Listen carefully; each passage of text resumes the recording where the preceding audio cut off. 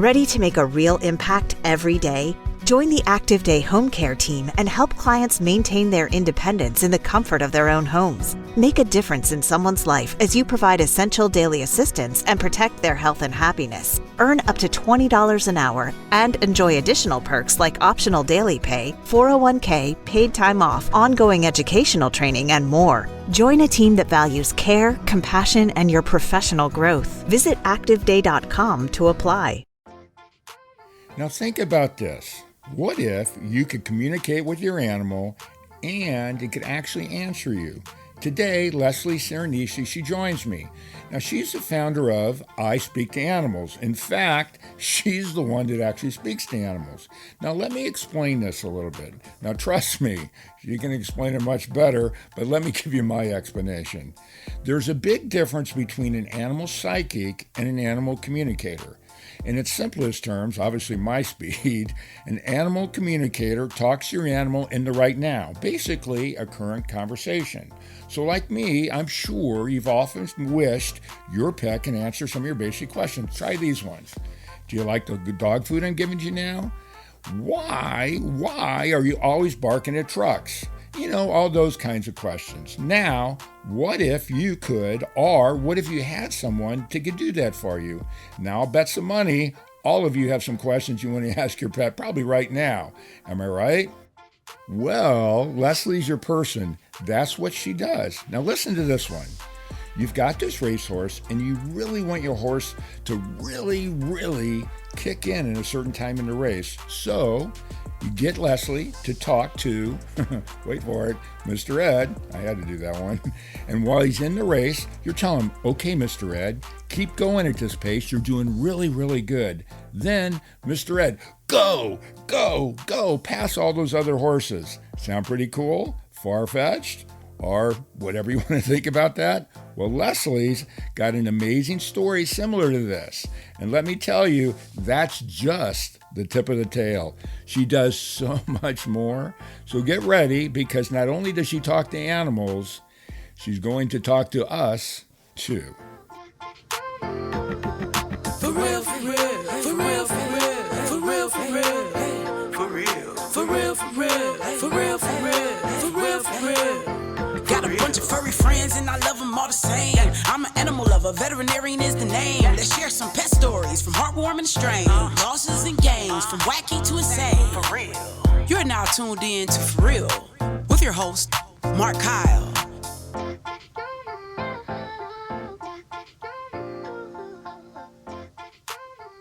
Hey everybody, and welcome back to the For Real Podcast. Today's a good one again. I'm really excited. Everybody, please meet Leslie Cirinesi. Leslie, welcome to the show. I can't wait to get you going. Thank you for having me. I'm excited. Oh, I'm more excited. This is going to be a fun one. What I thought we would do is I'm going to, obviously, everybody's always curious about people that communicate with animals and things like that. But let's start from when you were younger. I did my homework and read a little bit about, your background and really when you knew about it, but didn't really start until later. But let's hear your story so people get to know you, and then let's move forward into where we are today. Oh, yeah. So when I was a little kid, like around 4 or 5, we had a dog, and I used to talk to the dog all the time. Now, I'm the youngest of 7. So at first, my older brothers and sisters kind of thought it was, sort of cute and sort of amusing. After a while, they thought it was extremely annoying and started to ignore me. And so my mom told me, you should probably stop saying that you can talk to the dog. And of course, being a 4 or 5-year-old and being me, I didn't, because it didn't really seem like there was anything wrong. And my mom warned me a few more times, and I didn't comply. And so then I actually got punished. And she sat me down and she said, if you don't stop saying that you can talk to the dog, people will think you're crazy. And I am a rule follower, believe it or not. And so I got very upset that my mom was upset and that I got punished. And so I just shut it off. I shut it off at age 5 and I just stopped listening. And it wasn't until I was 50 that my husband asked me what I wanted to do for my 50th. And we decided that we would go out west to Yellowstone to the national park and that we would spend some time out west in the park. And so I was there. We were there for about 10 days, and of course there's no cell phone reception and there's no TVs, and we were of course out in nature, and we were hiking and we were meditating and we were just communing with nature. And the plan was after we left Yellowstone that we would go to Bozeman, Montana, to a wonderful place that's called the Montana Grizzly Encounter, and it's a grizzly bear rescue sanctuary. And I was going there to actually give the bears Reiki, which is a bit of energy healing. I'm sure you've probably had somebody with Reiki on your. I actually haven't, so can go a little bit deeper in that because I was gonna ask you about that anyways. Mhm. So go ahead and tell little people. I'm sure a lot of people out there listening know what it is, but can you go a little bit deeper into that just so people have an idea? But I have not had anybody on, to be honest. Yeah. So it's all about positive energy and about getting rid of negative energy and stuck energy in your body so that your body can heal itself. And so it can be done hands on, where it's, just sort of resting your hands very lightly on someone and pushing that negative energy or the stuck energy out and replacing it with positive energy. And it's just, really supposed to help your body feel more in a meditative state so that it can have the chance to heal. So, a Reiki practitioner is not healing you, but it's facilitating your body healing itself by kind of getting rid of the roadblocks. And it works well on animals and people and plants, even, anything living. And I had realized that one thing that Reiki is really good for is clearing away emotional baggage. And I felt like rescued animals, a lot of times they really have a lot of emotional baggage if they had been abused or abandoned or. And so I had this crazy idea that since all the bears at this rescue facility had, come from bad situations, perhaps I could help clear away any of the emotional baggage. I want to interrupt real quickly. So I want to go back a little bit to Reagan, and then I want to stay on your train of thought. Yep. By the way, I pretty much say this at every episode. I apologize ahead of time because I bounce all over the place. It's just my head. That's okay. But I wanted to talk about Reiki. So one of the people that has not been on, we tried to record. We couldn't get the right reception. She does a lot of she does a lot in. She's a veterinarian. She does a lot in uh, Western and Eastern medicine, and she does acupuncture and acupressure. And she's very, very good at acupuncture with animals. And one of the things, because I've seen her do it, she can feel, and she'll feel like there's almost heat where these meridians are, where they really need to have the acupuncture in this specific area where that meridian is. She can actually feel it. So when you're doing the Reiki, Mhm. is it a similar thing? Can you feel where that is, or how does that work a little bit? Just Mhm. not too much, but just me being Yeah, absolutely. Where there's different levels of Reiki, I am actually a master teacher, so I am at the highest level. And yes, I can. I'll do a scan just by running my hand about 2 or 3 inches above your body, and I happen to feel cold spots. Some people feel hot spots. It just kind of she did. depends. But yes, I can actually feel where there's a need for a little more energy work in that spot, either clearing out stuck energy or pushing in some more positive energy. So yeah, yep, I can feel spots, and that's really helpful. Luckily I don't have to be too close because I really didn't want to touch the grizzly bears. No, I know. So let's get back to that. I'm sorry, but No, no, no, that's I a want great, to understand it better. yeah, great question. So, yes, I went to this grizzly bear rescue sanctuary. I had worked it out ahead of time, and I got there and I met the director, whose name is Amy. And Amy, I don't know, I think she kind of misunderstood what Reiki is. And she said that she wanted me to ask some of the bears some questions, and she had some things she wanted me to tell them.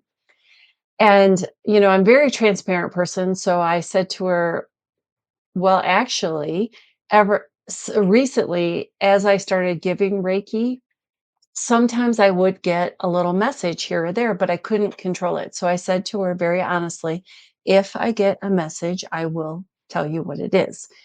So she took me to the back private area where the bears' dens are, and she brought me to this first bear named Lucy, who was an 18-month-old bear. And all of a sudden, it just all came flooding back open, and I could hear what Lucy was saying in my head, and I was getting bombarded with these pictures in my head, and it was very unnerving. And so I was relaying all of this to Amy, and she would say, "Yeah, that's right. Yeah, I don't know how you know that, but yes, that's right." Wow. And so we talked to Lucy for quite a while. Then I went to another bear named Sheena. And again, it was, Amy was, How close are you to these bears when you're doing that?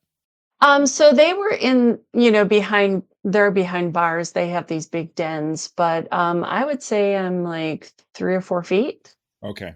So I was just on the other side of the bars. These bears are treated super well, so they have these really nice mood light, climate controlled music playing dens. So it was actually a really nice experience. And then I got to the third bear, whose name is Brutus. Now, Brutus, Amy had raised him from when he opened his eyes. And so she was basically mom to him. And he had been trained, and so he actually had his own show with, Amy's partner, Casey. It was a show, called Expedition Wild, and it was changed at some point to America the Wild, and it was about Casey and his best friend, a grizzly bear, Brutus. And, so Brutus was really used to people. He had, like I said, he had his own TV show. He had done a movie, lots of movies. He had been on Animal Planet, Discovery Channel, any show that you could be on. He had also done like PSAs for bear awareness and all that kind of thing. So when I got to Brutus, it was like just coming at me, nonstop. And he had all these questions, and he had things he wanted to know, and it just went on and on. And the one thing that, I really give Brutus all the credit, because he gave me my aha moment. And that was that he kept showing me a picture in my head of him eating a candy cane and just being so happy. And I knew that this particular facility, the sanctuary, really kept their food much more natural and didn't really give them a lot of junk food and stuff. So I knew that was wrong. So I was like, no. And so he showed me again, and I kept arguing with him in my head, and I was like, "No, that's not right," and he kept showing me. So I am, of course, this is all happening in my head, and I'm making this funny face. My face is all scrunched up, and Amy said, "What? What is he saying?" And I didn't wanna say it. I didn't wanna say it because I thought she'd say, "Are you insane? Get away from my bears." So I said, "Well, he's telling me that he likes peppermint." And she says, "Oh, this bear loves candy canes." Oh, that's funny. That's great. Yeah.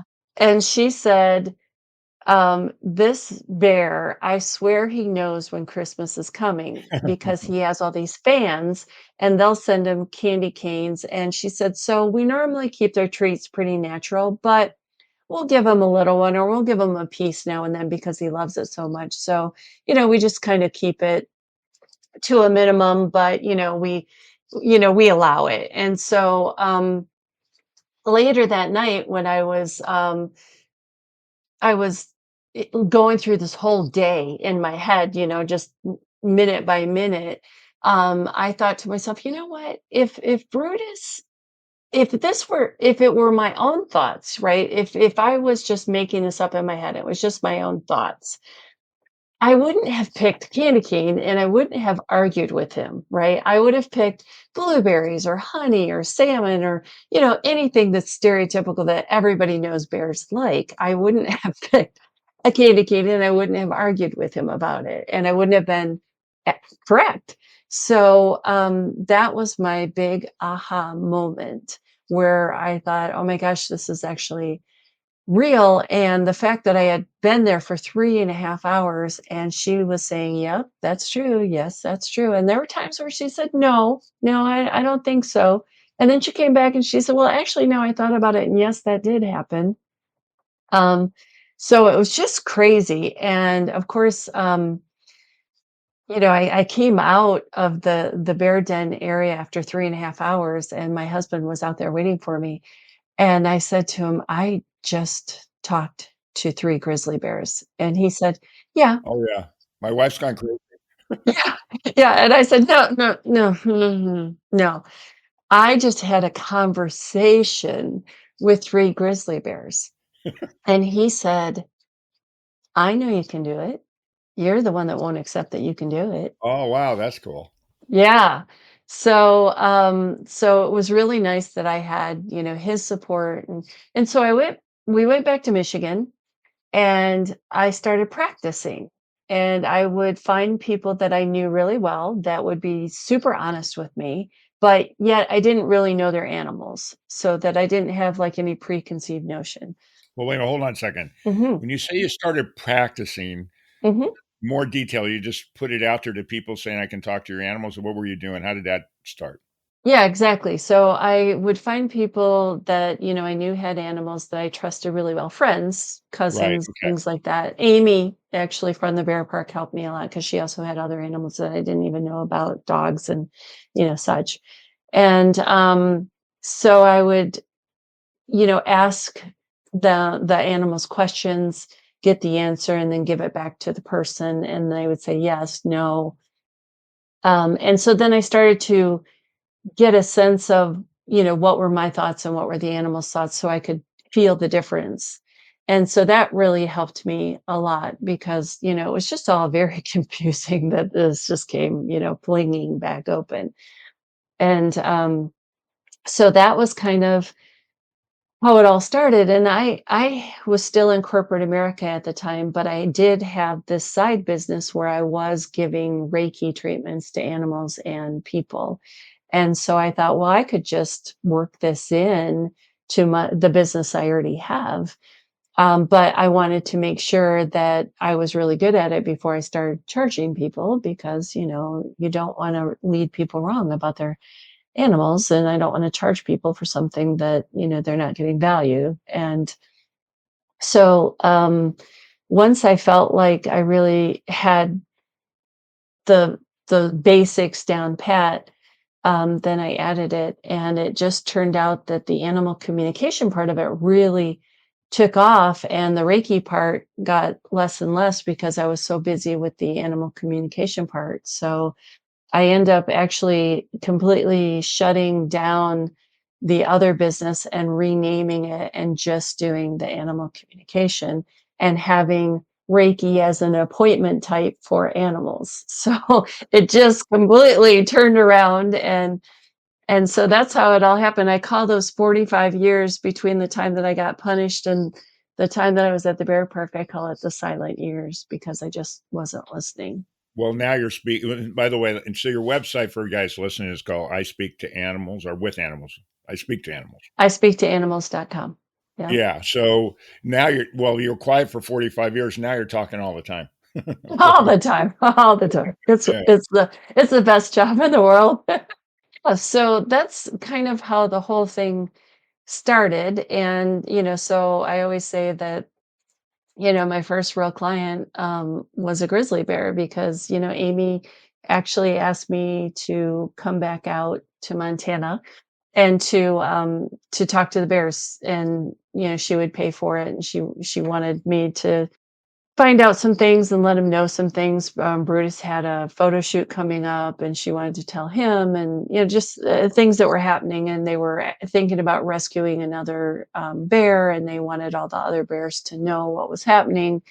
really good information to disseminate. And so I always get to say that my first real client was, a grizzly bear, which is just the best. And it just, kind of went from there. And of course, just by sheer numbers, I probably have more dog clients than anything, just because most people have dogs. Right. But I actually talk to all animals. So I do a lot of horses, but I also have some clients that have small zoos. Hmm. And so I've gone to, a zoo and talked to, you know, cheetahs. I have pictures on my website of me and a cheetah named Annie that I got to hug on and be very close to. I mean, in the enclosure with her. And now I don't do that with every animal. It's only animals that have been trained to work with people. Sure. For real, for real, for real, for real, for real, for real, for real, for real, for real, for real. And we'll be right back. We are supported by PrepVet, providing stem cell therapy for pets. As a pet lover, did you know your pet can benefit from the incredible healing power of stem cell therapy? Prep Therapy offers a groundbreaking solution taken right from your pet's own blood. Say goodbye to joint pain, arthritis, kidney and liver conditions, and more. They'll experience faster recovery, increased vitality, and extended quality of life without the need for surgery or harmful drugs. Put the wag back in their tail and discover Prep Therapy today at prepvet.com. Save 10% with promo code FURREALPODCAST, covered by most pet insurance. So when I have a small zoo, Hmm. why are they calling you to talk to them? Can you give me a couple examples why they would want you to do it? I have some ideas in my head, but I want to know. Yeah. Give me, so I'm the small zoo here in Austin, Texas, and I call you and said, I need to come down here. So walk me through like some of the reasons why they would have you come. Yeah, that's a great question. So, behavioral issues, of course, I get a lot of calls about, especially, why are they acting like this? Can you tell them to stop acting like this? Can you tell me why they're acting like this? And so, if you think of me like a foreign language translator, where you ask me a question, I ask your animal, I get the answer, I give it back to you. And so that's one thing. The next thing, of course, is and not all animal communicators do this, but I can actually feel their aches and pains on me, or if they're not feeling well. So if I ask them, please show me how you're feeling, and my left elbow hurts, then I know that their left elbow hurts, and then I can tell you how much it hurts, how long it's been hurting, and what it feels like. Now, I'm not a veterinarian, so I cannot, you know, diagnose anything, but I can tell you what it feels like. And so that's, extremely helpful, especially with animals like grizzly bears or horses, or, some dogs are very stoic and don't really show like, those kind of things. So it's really helpful to find out if they have aches or pains, or if pain medication is working, if they're on pain medication, or if their stomach is upset, or whatever it might be. And so that's a big thing. The other thing is transition decisions. So I did this Oh, call yesterday where, is it time? And it's a horrible decision that we have to make as caretakers of animals, but it's our responsibility, right, to do the right thing. absolutely. But it causes a lot of guilt for us, even if we know at the time that we're doing the right thing. It can be really, really difficult. So asking the animal if they are ready to go is extremely helpful. Let them make the decision. Sometimes they even pick the day or the date. Um, and so a lot of times they will say, yes, please, I'm ready to go. Sometimes they'll say, I want to try and go on my own first, but if I can't, I would like some help. Sometimes they say, no, I'm not quite ready, but I'll give you the high sign when I am.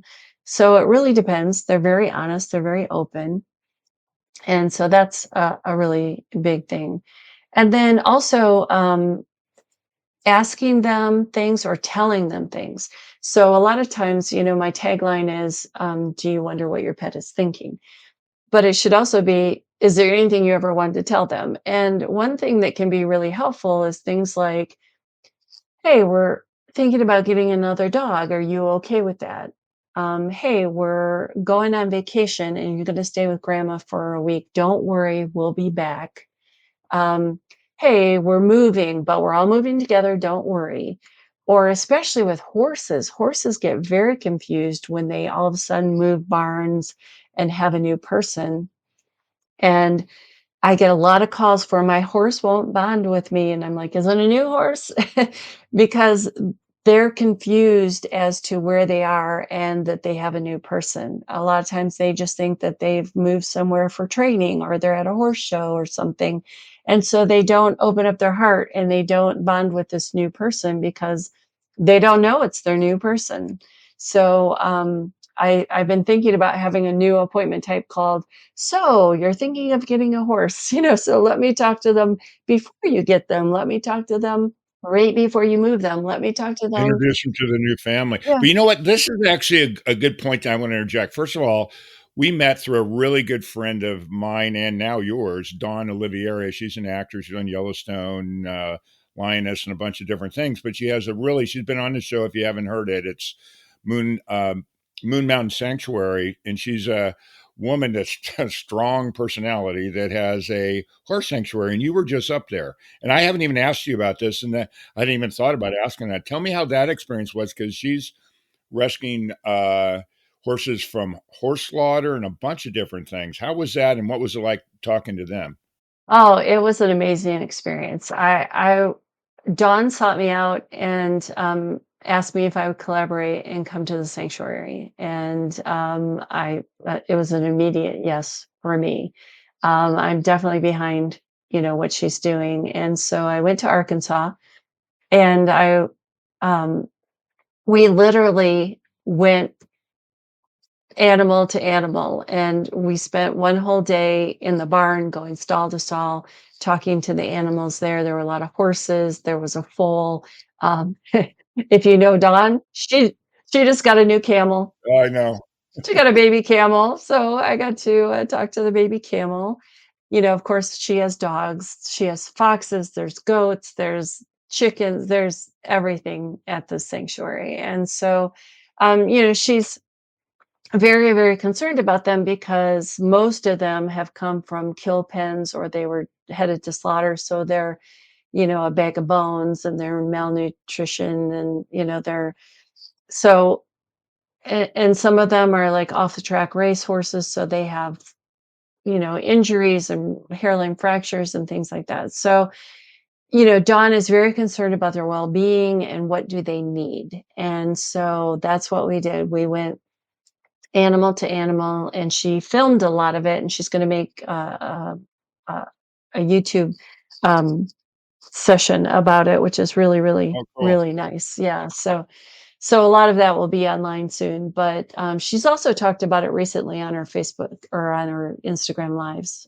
So she talked about me coming there and some of the things that we talked about. But yeah, so I spent 4 days there, and honestly, I could have stayed. I could have stayed forever, but She's great. it was amazing, but we found out, which animals were hurting and what did they need, and we found out, if their feed was okay for them or did they need something different. Um, we found out if they were happy where they are.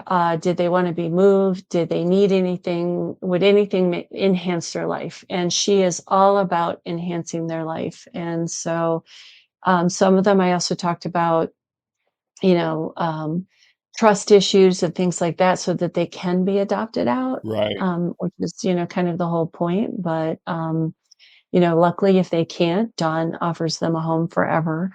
And so it was really an amazing, amazing experience. And Dawn was very open to it. And we just had the best time, talking to each one, and I got to know them all, and when I left, my heart actually hurt leaving there because I was missing all of that lovely loving energy already. And I told my sister, I said, if I walked to the bathroom, 7 horses followed me because it's just this beautiful sanctuary, and all the horses, except for the ones that like need to be quarantined or they have an injury or they need special meds or something, they're just free range, right? So she's got 160 acres and they're just walking around.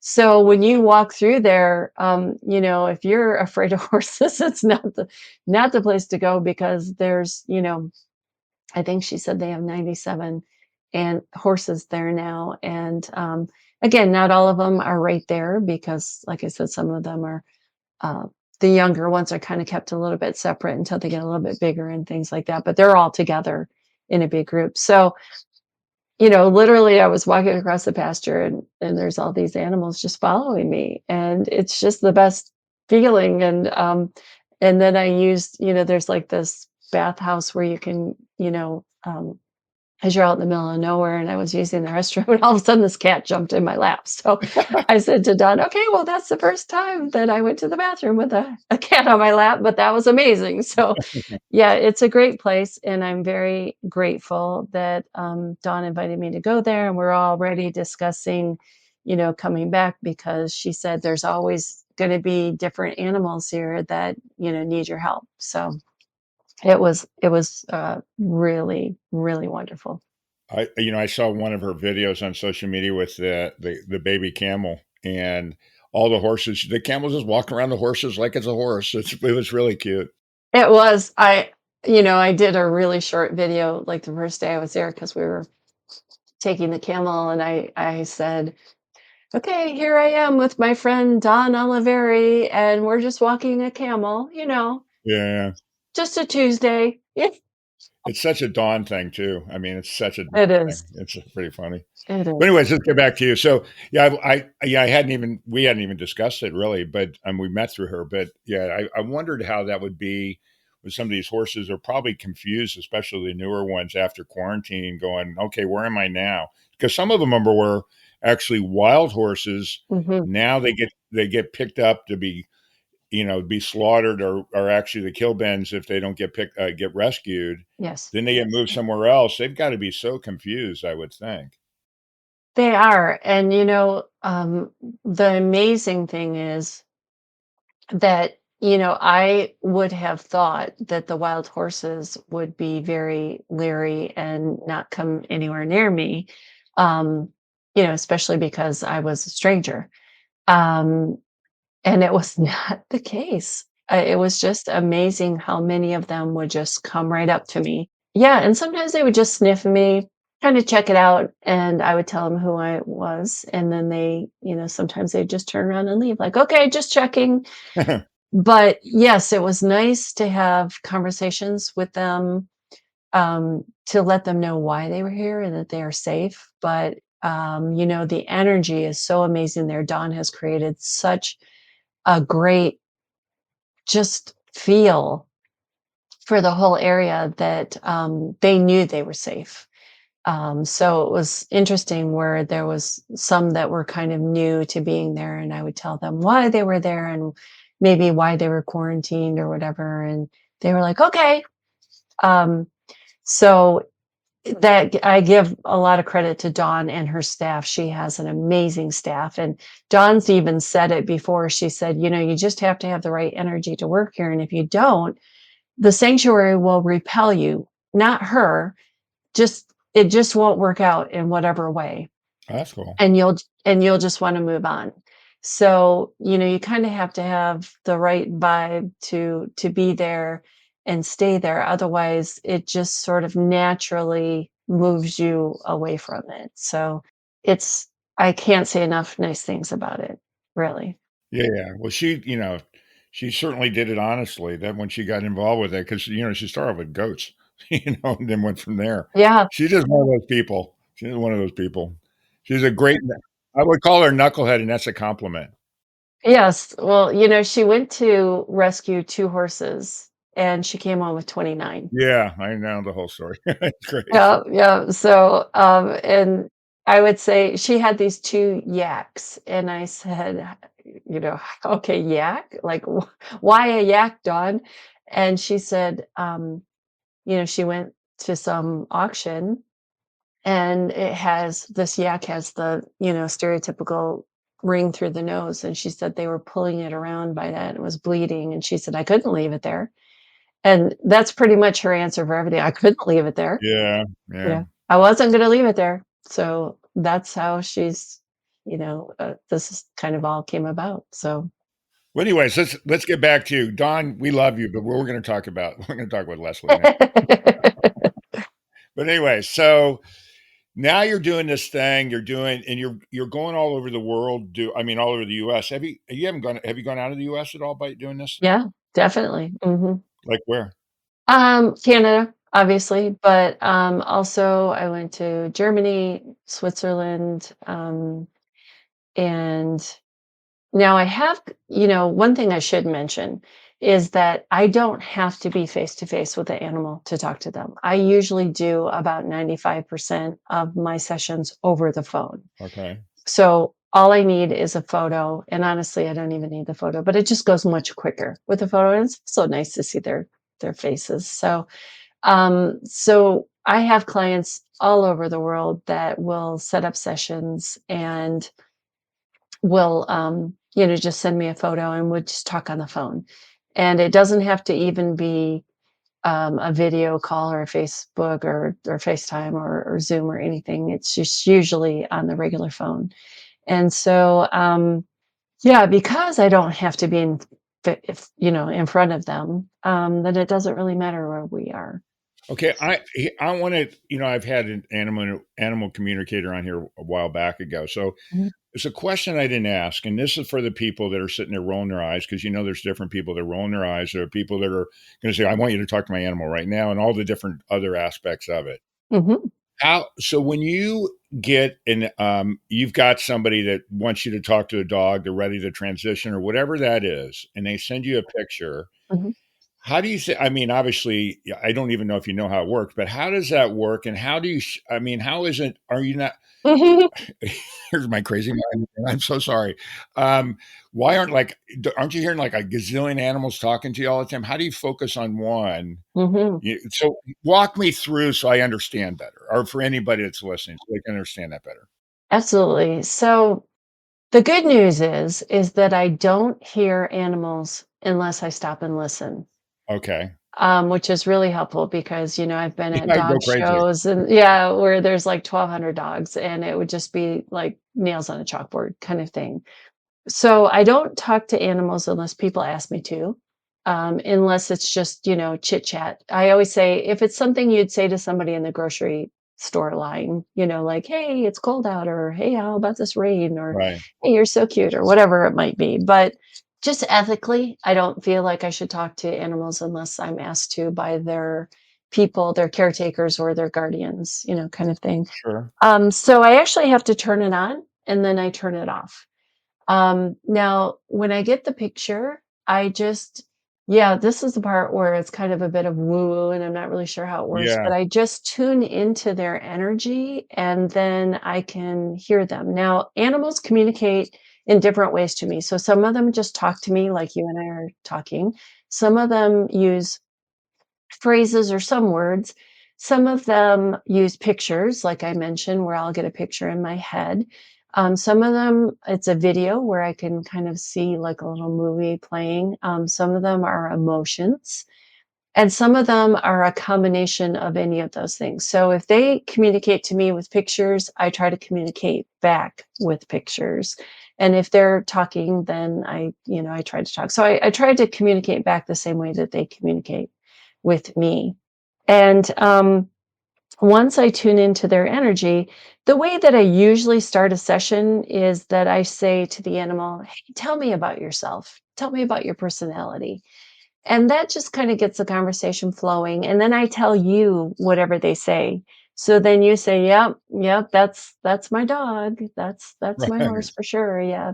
So that you feel a sense that yes, I've connected with the right animal and I've had a little chance to introduce myself to the animal and that they get a chance to, sort of tell me about themselves. So it doesn't matter. You don't have to be right next to your animal. A lot of people say, do they have to be paying attention? And no, they could be sound asleep. I've talked to animals even when they were under anesthesia. Um, so it doesn't really matter. I had a client call me. They were in Europe and their animal was in Canada, and I was in Michigan at the time. It doesn't matter because if you're talking to them telepathically, Uh-huh. you know, it doesn't space doesn't matter, or distance doesn't matter. So it's it's an amazing thing. I have like 5 million questions. I have to really I'm a kid in a candy shop all the time, always. So one of the things are you familiar with there's a podcast called the Telepathy Tapes? Yes. So do you ever communicate with humans or only animals? I have a direction where I'm going with this thing, but just Yes. I always say I don't like people, so I only talk to animals. But me either.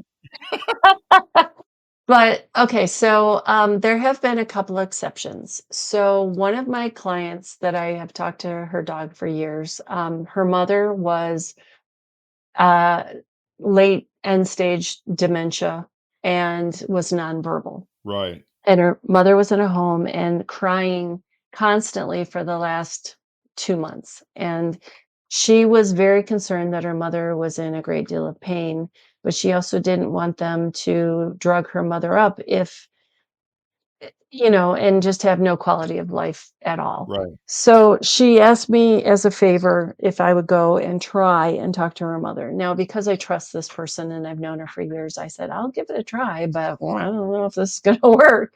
So I did go to the nursing home with my client, and I did telepathically talk to her mother. And it turns out that it was something very simple. Her mother actually hates to have her feet covered when she's in bed. And they had burritoed her in and had these like shearling booty things on her feet. And so when we took them off and uncovered her feet, she stopped crying. Oh, wow. That's heartbreaking and great at the same time. Yeah. So that was one time. One other exception was another, long-term client called me and said, my granddaughter was just born and is not suckling. And they're talking about that they're going to have to put a feeding tube in, like a permanent feeding tube, either through her nose or directly into her stomach. Um, and she said, Would you try and talk to her?" And I said, "And what? Like, teach her how to suckle?" And she said, "Could you?" And I said, "I don't know, but, Yeah. this is obviously important, and I don't want this baby to have surgery or have this tube if we could try." So I said, I will try. I will try." So I did, and I talked to this baby and, like, literally had to send her pictures saying, "Mm, can you do this?" And I didn't know what I was doing. It was the craziest thing. But she called me the next day and she said it worked. It worked. And Oh, wow. That's great. yeah, so there have been a couple exceptions like that, but it's mostly nonverbal because why would I talk to you telepathically when I could just call you on the phone? There's and I wanna make this super clear. I can't read anybody's mind, right? I can't read even animals' minds. I am talking to them. I'm having a telepathic conversation. So I'm not a psychic. I've had people call me a pet psychic. I prefer animal communicator because I am Right. communicating with animals. So, if they don't know the answer, you ask me a question and I ask them and they don't know the answer, my answer back to you is they don't know. So, So here's my other questions for you. yeah. The kid in the candy shop. So, getting back to the podcast I mentioned, so there's some theory out there now that autistic kids can talk telepathically that are not verbal. Yes. And I know having some friends that have either grandchildren or being around children that are nonverbal, that there's some controversial to that one of those episodes, but there's some theory there. So that's where I was leading to. If I'm wondering if Mhm. it's possible to actually, to communicate with these kids that are actually very, very verbal in their mind versus any other way. Yeah, I believe so. I've had it happen, so, Yeah. with positive results, so I believe it definitely. For real, for real, for real, for real, for real, for real, for real, for real, for real, for real. And we'll be right back. We are supported by PrepVet, providing stem cell therapy for pets. As a pet lover, did you know your pet can benefit from the incredible healing power of stem cell therapy? Prep Therapy offers a groundbreaking solution taken right from your pet's own blood. Say goodbye to joint pain, arthritis, kidney and liver conditions, and more. They'll experience faster recovery, increased vitality, and extended quality of life without the need for surgery or harmful drugs. Put the wag back in their tail and discover Prep Therapy today at prepvet.com. Save 10% with promo code FURREALPODCAST, covered by most pet insurance. How often is it that you try to talk to an animal and you can't communicate with them for some reason? Does that happen? And is it regular or just every now and then? So it's only ever happened once, Oh, and wow. there's a bit of a circumstance behind it. So actually, a trainer of a dog. I was at a dog show. I had a booth set up, and she came to me and she said, "Can you talk to this dog?" And I said, "Not unless I have permission from the owner." And she said, "Yep, yep, you do." And she showed me the text. And so I talked to the dog, had a great conversation. One of the things that the trainer wanted to know is, did the dog want to have puppies? And, the dog was very concerned about, "Well, what are you gonna do with the puppies after I have them? Are you keeping them? Are you gonna sell them? Are you taking them away from me? What are you doing?" Wow. So we answered the questions, and the dog said, "No, I'd rather not." So the next day, the owner, or the person that has the dog, I don't like to call them owners, but, called me and said, "I want you to talk to the dog and tell her that she will be having babies." Now, remember, I talked to this dog the day before, Right. so I can communicate with this dog. When I tried to communicate with the dog this time, I could not get through. But I honestly feel like it was the energy of this woman blocking it, making me nervous, making me upset, Sure. that it's like, why are you asking the dog a question and then telling it, no, you're wrong. Well, I asked you, but I'm not gonna listen to what you said. And so I think it was really the person that was blocking the conversation, because I never have problems talking to an animal, and I talked to this exact dog the day before. So that's the only time. So I told her, I told this woman, "I'm really sorry. I'm really not getting anything. I'll refund your money." And she said, "Well, can we try it again tomorrow?" And I just said, I respectfully decline. Yeah. Well, that's a smart move. Yeah, so that's the only time. They're actually usually very gracious. Now, there have been times where they would say things like, "I prefer not to talk about that subject." Oh, wow. That's cool. Usually has to do with, like, if they have a tragic beginning or some tragedy or something, to that Right. Just effect. the same way as a human would do. Mhm. Yep, so and sometimes they'll say something like, "I will tell you," because when we rescue an animal, everyone always wants to know their history. Right. Of course. Yeah, so sometimes they'll say things like, "I'll talk about it, and I'll tell you this one time, and then I really never wanna talk about it again," It or was too traumatic or something. Mhm. So, one of the things I had a revelation a while back ago, and never dawned on me, but when you think it through, and I'm curious if that's the case. So, I have a dog who's a rescue, by the way, as well.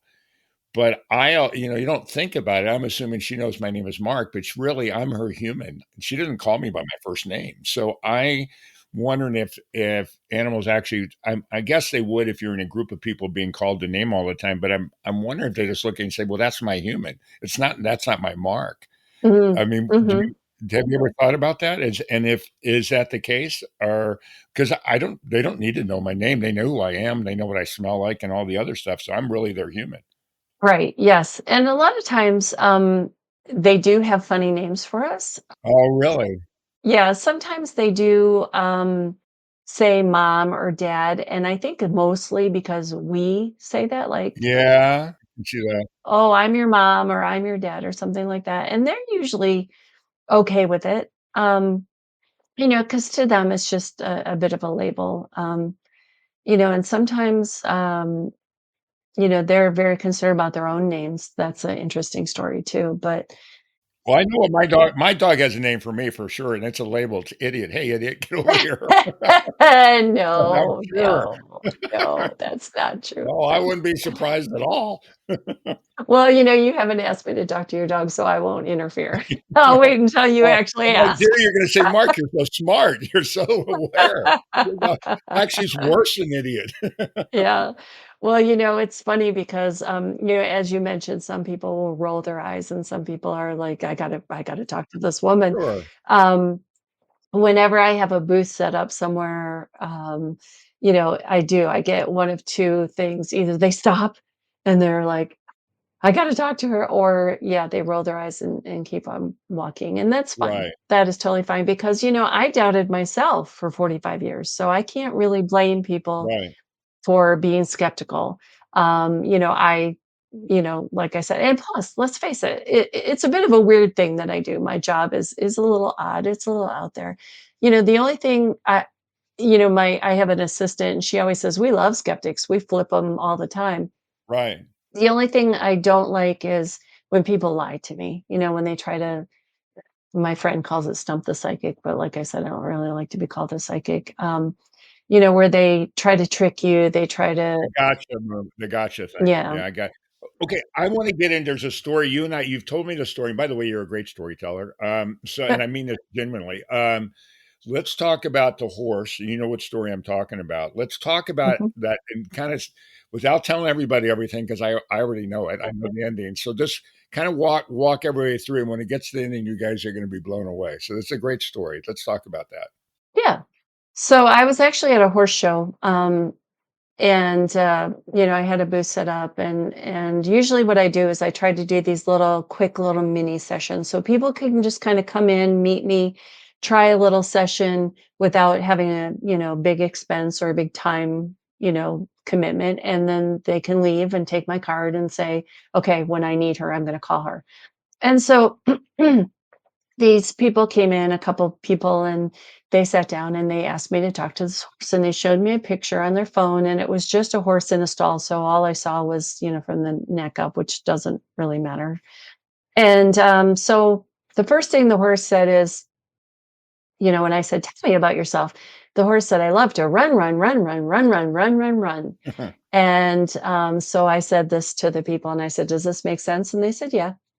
And so we talked a little more about his personality, and basically they said thank you and they got up and they left. A little while later, they came back and they said, "Hey, we thought of a couple extra questions." And so I did another session with this horse, answered the questions. They left. A little while later, they came back and I talked to one of their dogs. And, to be honest, I talk to so many people at shows that I don't really always remember them. Usually I remember their animals more than the people. Um, but I remember it because they came back like 3 times in a row. And so they took my card, and then I don't know, a week later or so, I got a call and they wanted me to talk to their horse again. And so I did, and they were very concerned, very, very concerned about, is he feeling okay? Is he having any aches or pains? Is he happy? They were like just the perfect caretakers, right? All they cared about was the well-being of this horse. And so yes, the horse was actually, happy and living a great life and no aches or pains. Everything was good. Excuse me. So we ended up, they called me a couple days later and they said, "Can you tell me how he felt about yesterday?" And I said, you got to give me a little more than that because we could go, I mean, he could talk about, yeah, I liked my alfalfa or so, Right. like tell me exactly what you want me to tell him. Otherwise, we're going to be here all day.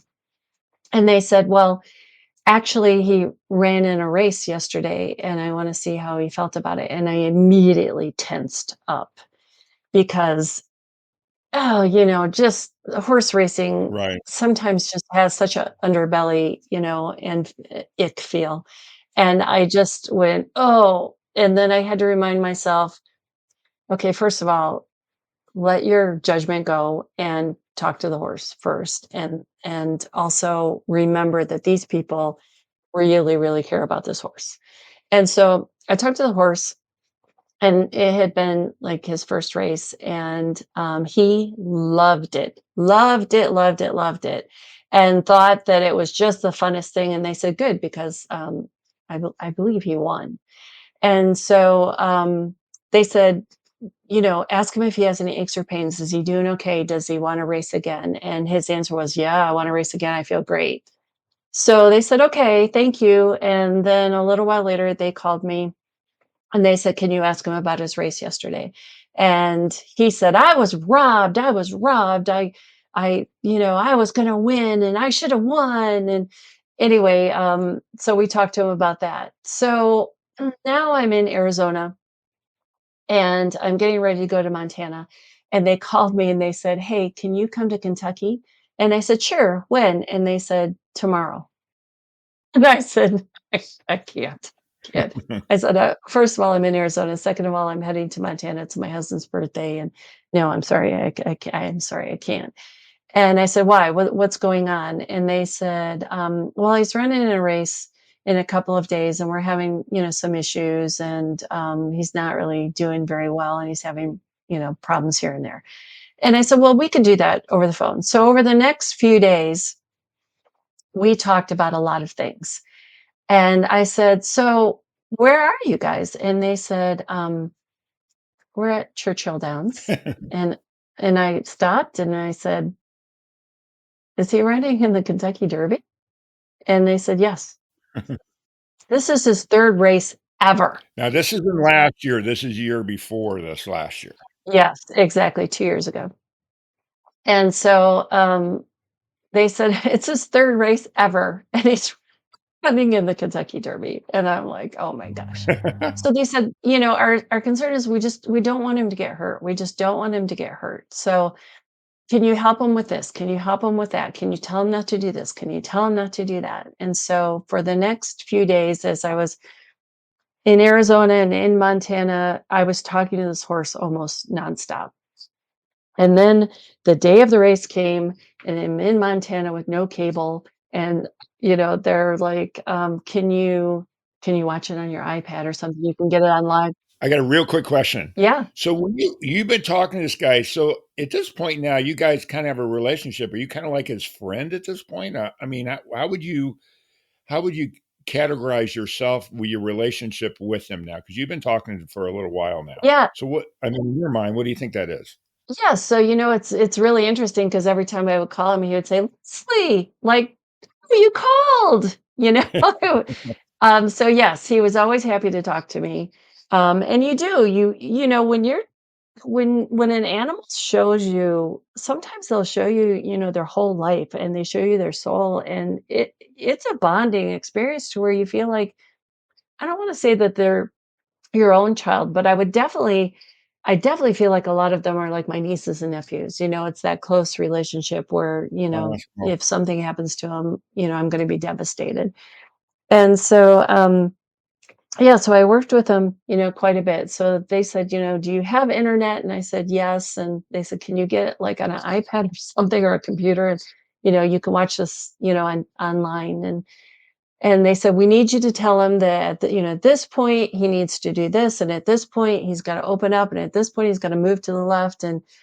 And so I'm like, "Okay," and I'm writing this all down. And so I'm literally watching the Kentucky Derby on my iPad, and he takes off. And so I'm saying, "Okay, pace yourself, pace yourself. Here we go. Okay, we're gonna, just let the jockey kind of let you lead you. He knows what to do. And I'm gonna tell you when you gotta open up, and I'm gonna tell you this, I'm gonna tell you that." And he got to where the spot was where they told me, "All right, tell him just open it up and let it go." And so I did. And I'm saying, okay, you got to go, you got to go, you got to go, you got to go.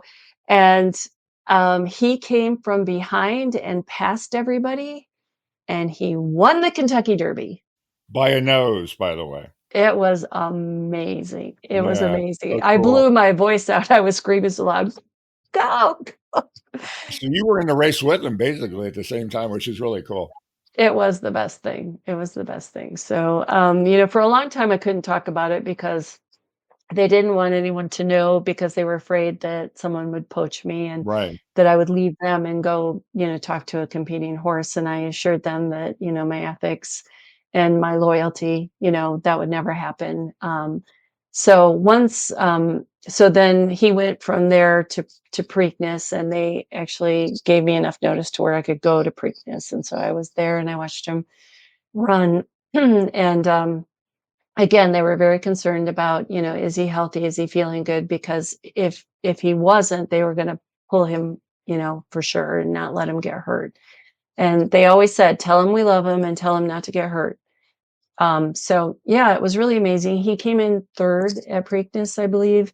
And then after that, they knew he wasn't going to win the Triple Crown. So they said, you know what, let's give him a really good life. Let's find him, a beautiful stable and horse and pasture, and let him go be a stud and live his best life. So after that, after we retired, they said, you could talk about it all you want now. So Yeah. I think it's the best story ever.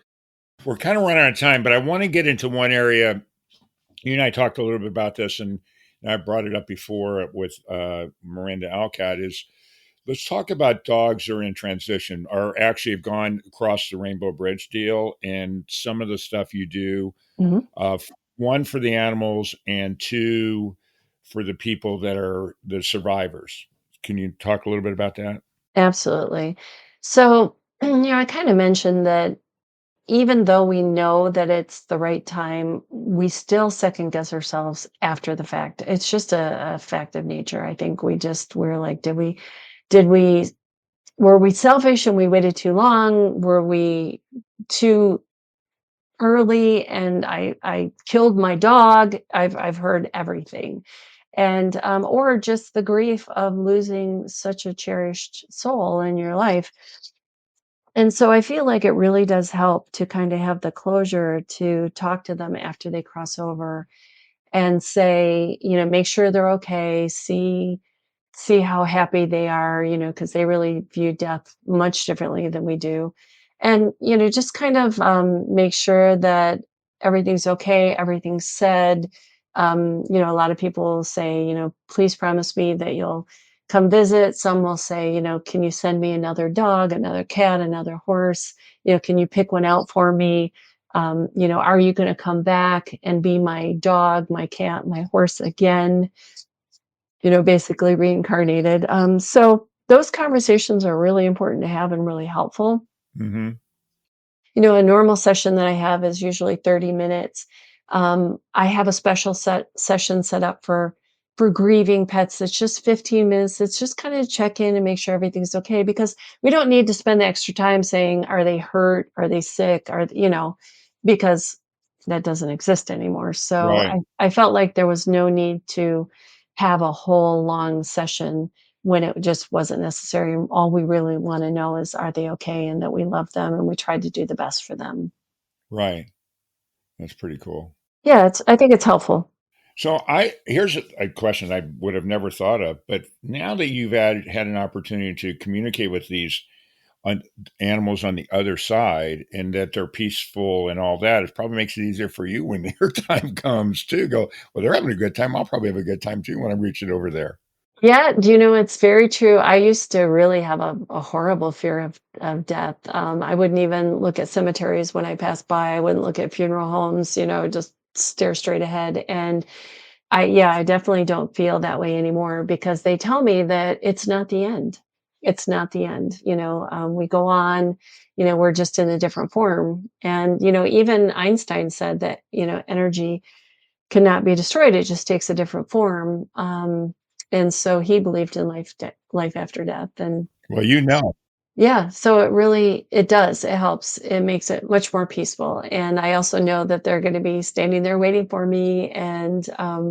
And I also feel like, all these animals that I've talked to and I've developed relationships with, like Mage, the Kentucky Derby winner, that I have this, very close relationship and that they'll be waiting there too. It doesn't have to necessarily be an animal that you owned. It could be one that you just had a very close relationship Okay, so before we get to my favorite time, which everybody else's not favorite time of the joke, with. can you tell everybody, and it's in the description, but can you tell everybody how to find you? I know we said it earlier, but your website, social media, whatever you want to put out there now before we go there, just so people can find you. Mhm. Yeah, so the best place to go is to my website at the ispeaktoanimals.com because it has my email address, my phone number, it has a link to my Facebook, my Instagram, I believe is on there too, which is I Speak to Animals. So you can basically find everything right there. And when you go to my website, you can book your own appointment. So there's a button for view/book services, and then you can go and just do all that yourself. So kind of a one-stop shop. I would just recommend going there first. Yeah, well, you have an event calendar too, because you do a lot of events around the U.S. as well. So if there's an event in somebody's area, they can go and meet you there as well. Absolutely. Yeah, I'm always grateful when people want to actually come and see me in 3D because, sometimes I've talked to them on the phone for years and never actually saw them, and I've never seen pictures of them too. They only send pictures of their animals. So, Right. sometimes they have to say, I'm Floofy's mom, and I'm like, oh, okay. I So know exactly right. Well, I do that a lot too with my stem cell thing. I'll talk to pet owners all the time, but I never get to meet them in person. But I know more about their dog than I know about them. exactly. Or their cat. Anyway, so we're here. So everybody that's listening, as you well know, this is a time to tell the silly joke. But as I always say ahead of time, if you've got a great joke, you want your grandkids, your nieces, your nephews, you want to be on the show, please email me and I'll put you on the show. I get back to everybody. And if you guys are listening, I have different times I have kids on or something like that, or even had some people that wanted to be on. But email me at thefurrealpodcast.com, and we'll do that. But today, you're lucky because I'm not telling the joke. Leslie's got a joke. So here's your joke. I don't know what it is. Let's hear it. Well, I grew up in the Metro Detroit area, so I thought I'd go with a Lions joke. So, The kitty buddy, the kitties. yeah. How do lions greet other animals? How do lions greet other animals? I don't know. How do lions greet other animals? I'm pleased to eat you. Actually, that's a good one. I like that one a lot. That's a really good one. I really like that one. But again, everybody, see, this is a good one, but I need you guys to bring in your good one. So seriously, if you want your kids to be on or they love telling jokes, so put them on here. Get a hold of me. I promise you, I get back to everybody. The other thing is too, for everybody that's listening, if you've got a great idea that you think would be a great subject, please let me know. The more people that listen, the better opportunities I get to have great guests like Leslie and things like that. Again, mkyle4realpodcast.com. Keep following, listening, and doing all those things. Leslie, most importantly, thank you so much for being on the show. I love the stories. I hope this would be available for some other people that are listening, that they can talk to you and either make them feel better or figure out what's going on with their animals. Thanks so much for being on the show. Absolutely. Thanks for having me. It's been great. And everybody else that's out there listening, again, keep listening, following, all that stuff. But most importantly, thank you so much for your support. It means a lot to me. And again, thanks for listening from the bottom of my heart. For real. That concludes this episode of For Real with your host, markakyle. For previous and future episodes of For Real, listen via all major podcast streaming sites.